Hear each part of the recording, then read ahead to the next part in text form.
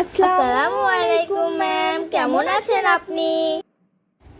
ওয়ালাইকুম আসসালাম। আলহামদুলিল্লাহ, আমি অনেক ভালো আছি। তোমরা কেমন আছো? আলহামদুলিল্লাহ, আল্লাহর রহমতে আমরা সবাই অনেক ভালো আছি। আলহামদুলিল্লাহ।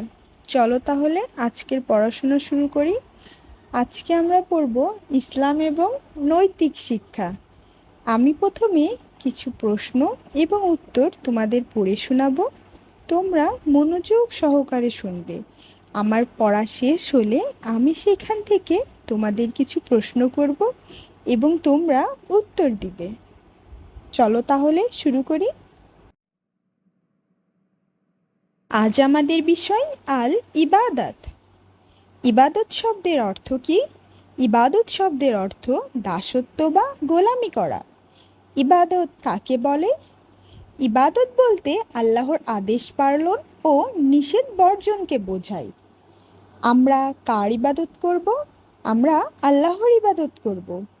ইবাদতের আগে কি অর্জন করা আবশ্যক? ইবাদতের আগে পবিত্রতা অর্জন করা আবশ্যক। তাহারাত শব্দের অর্থ কি? তাহারাত শব্দের অর্থ পবিত্রতা। পবিত্রতা অর্জনের উপায় কয়টি ও কি কি? পবিত্রতা অর্জনের উপায় তিনটি: অজু, গোসল ও তায়াম্মুম। অজু শব্দের অর্থ কি? অজু শব্দের অর্থ ধৌত করা। অজুর ফরজ কয়টি? অজুর ফরজ 4টি। অজু বা গোসল কি দিয়ে করতে হয়? অজু বা গোসল পানি দিয়ে করতে হয়। গোসল শব্দের অর্থ কি? গোসল শব্দের অর্থ ধৌত করা। গোসলের ফরজ কয়টি?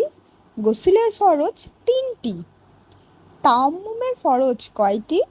তায়াম্মুমের ফরজ 3টি। তায়াম্মুম কি দিয়ে করতে হয়? তায়াম্মুম পবিত্র মাটি দিয়ে করতে হয়। তায়াম্মুম কখন করতে হয়?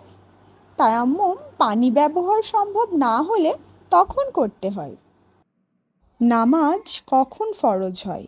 নামাজ মিরাজের রাত্রে ফরজ হয়। কুরআনে নামাজ কায়েমের কথা কতবার লেখা আছে?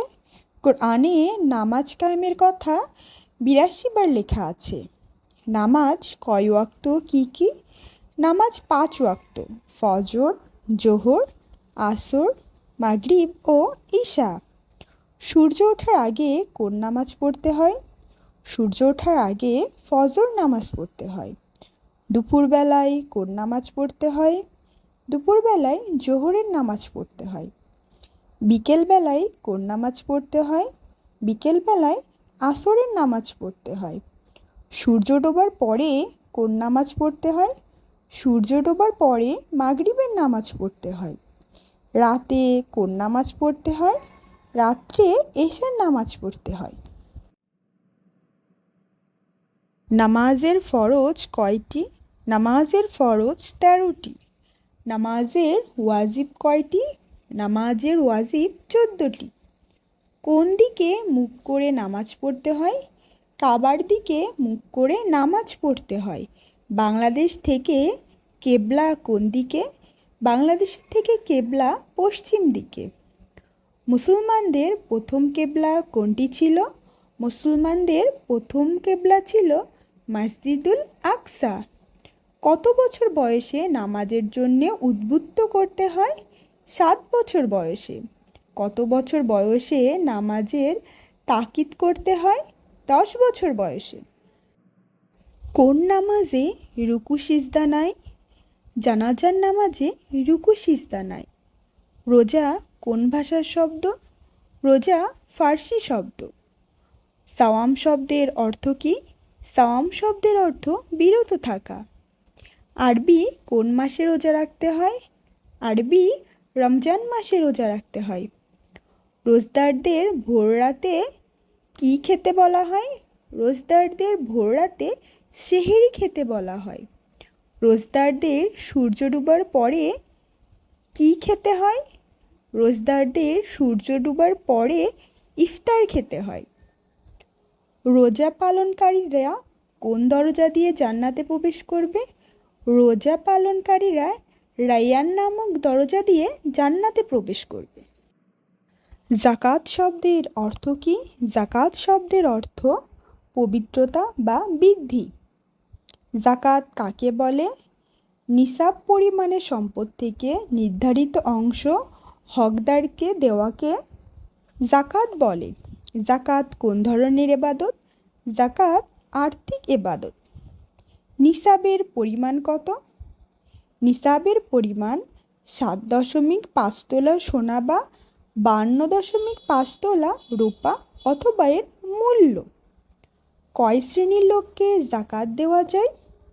8 শ্রেণীর লোককে জাকাত দেওয়া যায়। হজ শব্দের অর্থ কি? হজ শব্দের অর্থ ইচ্ছা করা বা সংকল্প করা। হজ কখন অনুষ্ঠিত হয়? হজ জিলহজ মাসের 8 থেকে 12 তারিখে। হজ করতে কোথায় যেতে হয়? হজ করতে মক্কায় যেতে হয়। কাদের উপর হজ ফরজ? ধনীদের উপর হজ করা ফরজ। জীবনে কতবার হজ করা ফরজ? জীবনে একবার হজ করা ফরজ। হজ অনুষ্ঠান কার স্মৃতি বহন করে?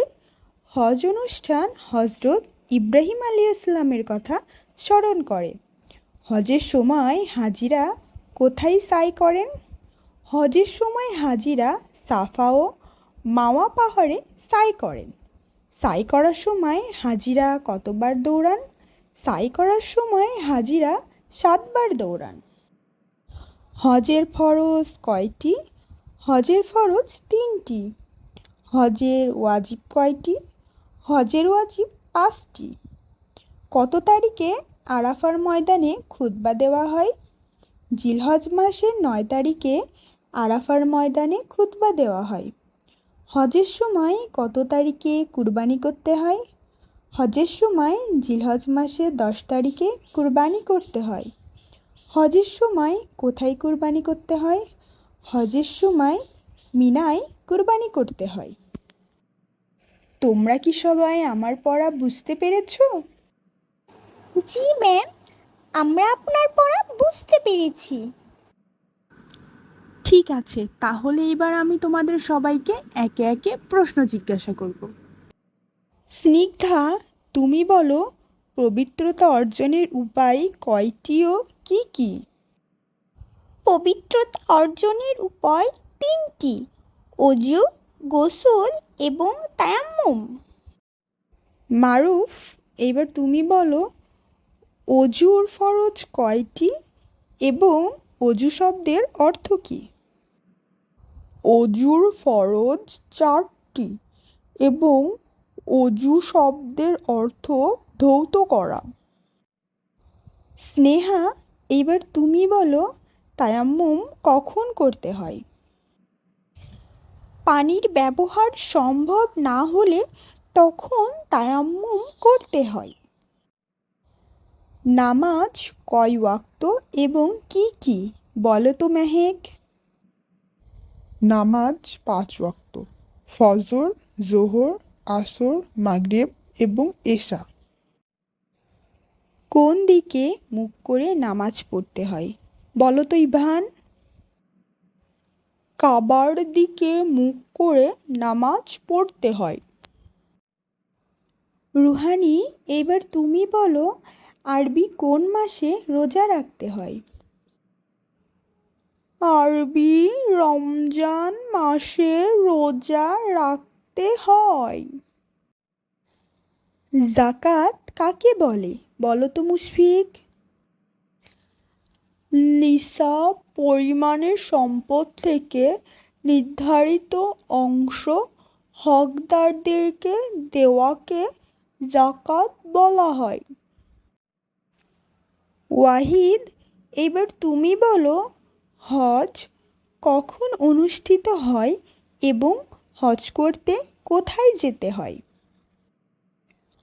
হজ জিলহজ মাসের 8 থেকে 12 তারিখে অনুষ্ঠিত হয় এবং হজ করতে মক্কায় যেতে হয়।